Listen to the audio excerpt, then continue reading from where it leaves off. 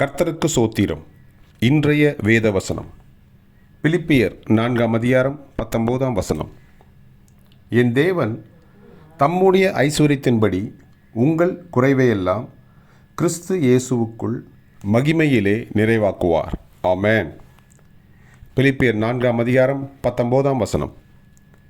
என் தேவன் தம்முடைய ஐஸ்வரியத்தின்படி உங்கள் குறைவையெல்லாம் கிறிஸ்து இயேசுவுக்குள் மகிமையிலே நிறைவாக்குவார்.